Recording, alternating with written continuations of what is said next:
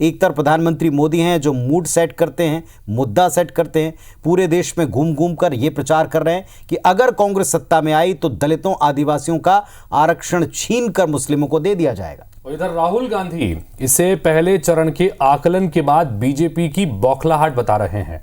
राहुल गांधी ने कहा कि कांग्रेस का मैनिफेस्टो देखकर पीएम घबरा गए हैं। राहुल ने जातिगत जनगणना का मुद्दा फिर से दोहराया। पीएम मोदी के आक्रमण जो हो रहा है, जो आक्रामक चुनाव प्रचार है, उसके बीच में राहुल गांधी ने देश के सामने कुछ टेक्निकल और कागजी तथ्य भी रखे हैं। अब जनता इन तथ्यों को कितना समझ पाएगी, यह भी बड़ा सवाल है, लेकिन क्या कुछ उन्होंने कहा है इस रिपोर्ट में सुनिए। हिंदुस्तान का किसान का कर्जा 25 बार माफ करो, उतना पैसा नरेंद्र मोदी ने 25 लोगों को दिया। सबसे पहले ये शब्द मुझे अच्छा नहीं लगता, ये पिछड़े लोग, ये शब्द अच्छा नहीं लगता। सबसे पहले इस शब्द को खत्म करना है। और जैसे ही हमारी सरकार आएगी, मैं आपको बता रहा हूं, पहला काम जाति जनगणना होगा। ये मेरे लिए अब राजनीतिक मुद्दा नहीं, ये अब मेरा लाइफ का मिशन है। राहुल गांधी ने यह हुंकार दिल्ली के सामाजिक न्याय सम्मेलन में भरी है।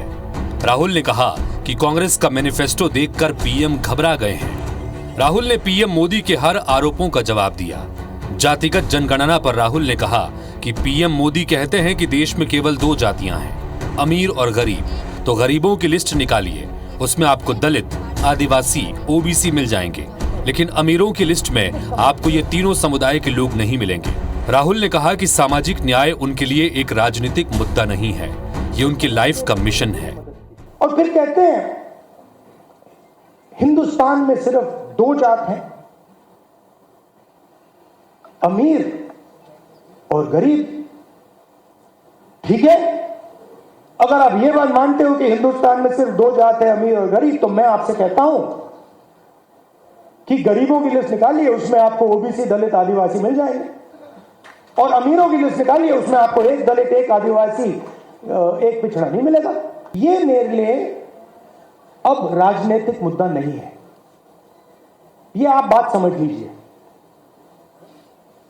ये अब मेरा लाइफ का मिशन है।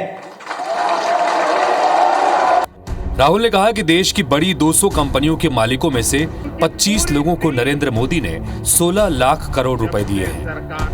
इतने पैसे से देश के किसानों की 25 बार कर्ज माफी की जा सकती है। इन 200 कंपनियों में से एक आदिवासी नहीं, एक दलित नहीं, एक ओबीसी नहीं है। और यही बात राहुल ने मीडिया ग्रुप को लेकर भी की। 200 सबसे बड़ी कंपनियां हिंदुस्तान में, उनके मालिकों की लिस्ट निकालो।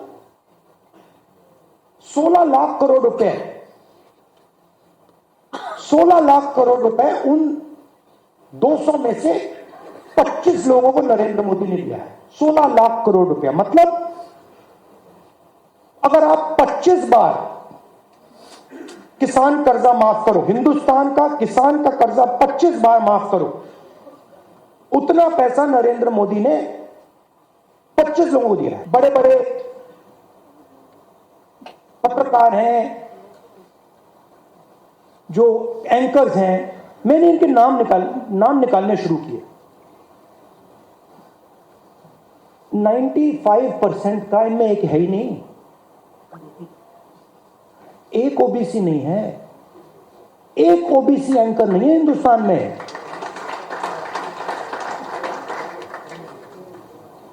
एक ओबीसी एंकर नहीं है, एक दलित एंकर नहीं है, एक आदिवासी एंकर नहीं है। राहुल ने कहा कि जाति जनगणना केवल कास्ट सर्वे नहीं है, बल्कि इसमें इकोनॉमिक और इंस्टीट्यूशनल सर्वे भी जोड़ेंगे, जिससे सबको पता चलेगा कि किस जाति के लोगों की कितनी आमदनी है और अलग अलग संस्थानों में इनकी कितनी भागीदारी है।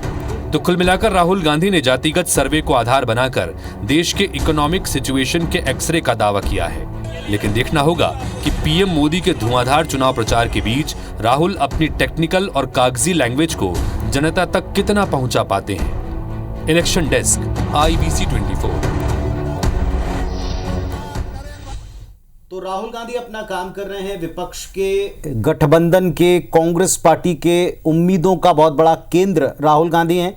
लेकिन वो जिन मुद्दों पर अपनी बात, जिन तथ्यों पर अपनी बात रख रहे हैं, वो जनता तक कितनी पहुंच पा रही है, कितनी जनता उन पर समझ पा रही है, इस पर भी अवश्य संभवतः पार्टी का जरूर ख्याल होगा।